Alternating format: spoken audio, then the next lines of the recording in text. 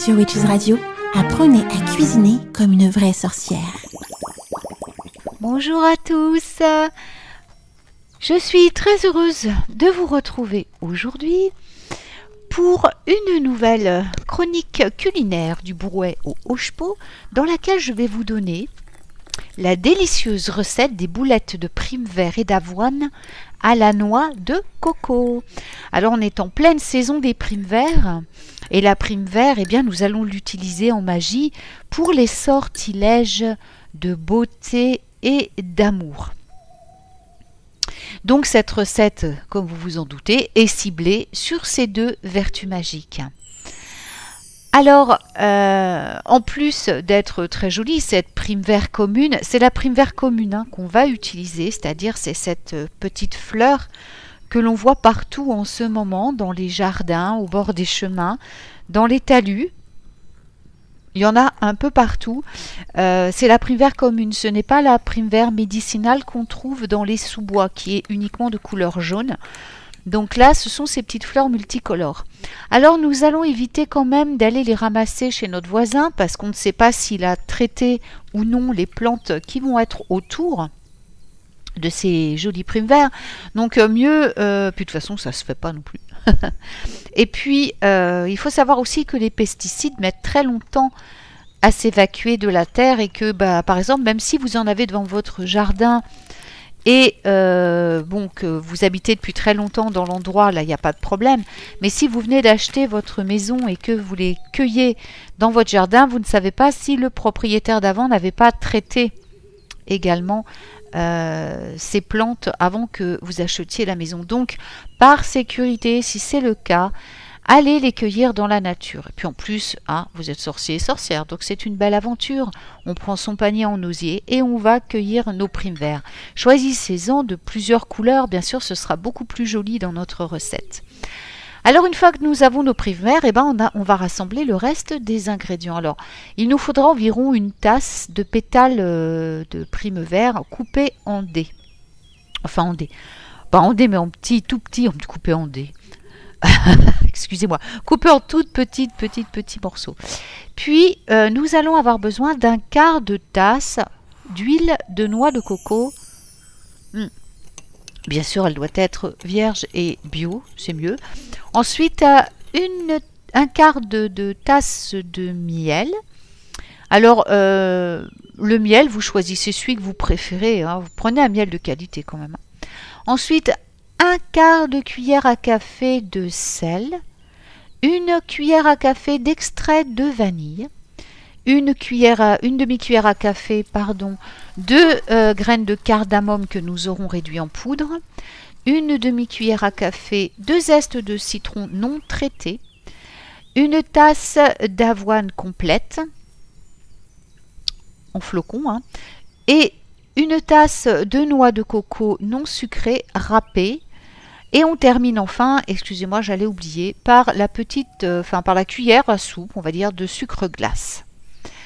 Alors maintenant, nous allons procéder à notre recette. On va commencer par mettre à chauffer l'huile de coco avec le miel, le sel, l'extrait de vanille, la cardamome et le zeste de citron dans une casserole.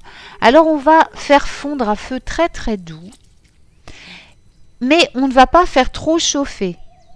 Parce que comme ça, on va garder les vertus du miel intactes. C'est-à-dire que dès que vous voyez que votre huile de coco devient suffisamment liquide pour mélanger tout le reste, vous coupez le feu.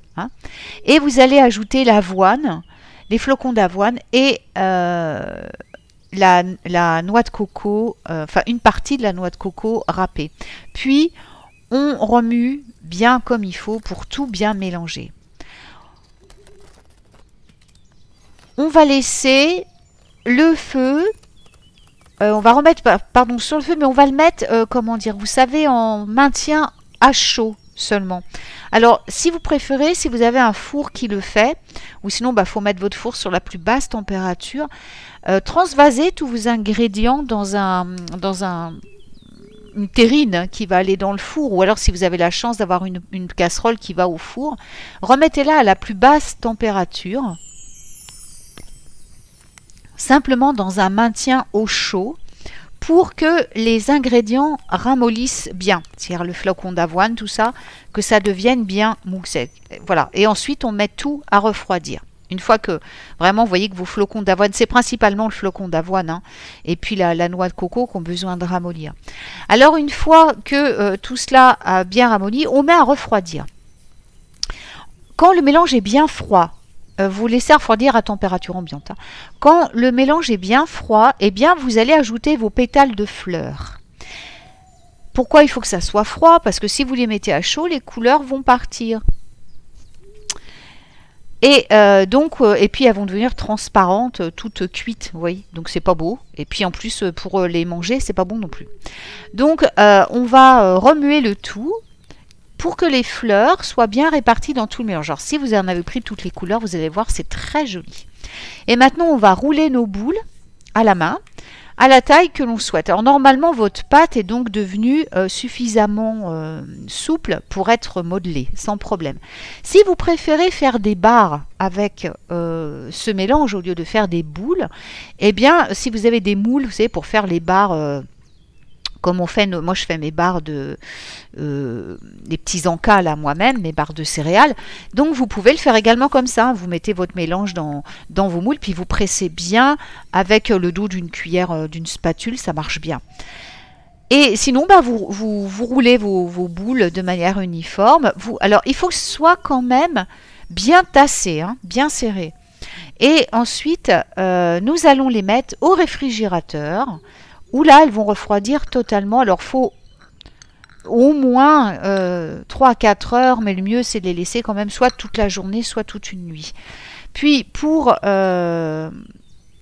comment dire, terminer, on va saupoudrer le tout, alors soit les barres, soit les boules. Les boules, on va les rouler dedans, dans la noix de coco râpée qui nous reste. Et pareil pour les, comment dire, pour les...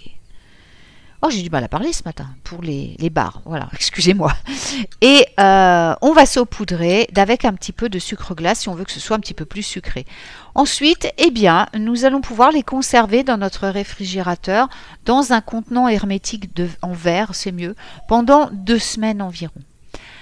Alors maintenant, je vais vous parler des aliments magiques de la semaine. Eh bien, nous allons avoir les poires juteuses et sucrées qui sont à l'honneur, avec les pommes, le raisin sec, les dattes, qui d'ailleurs sont excellentes pour la santé, hein, en passant.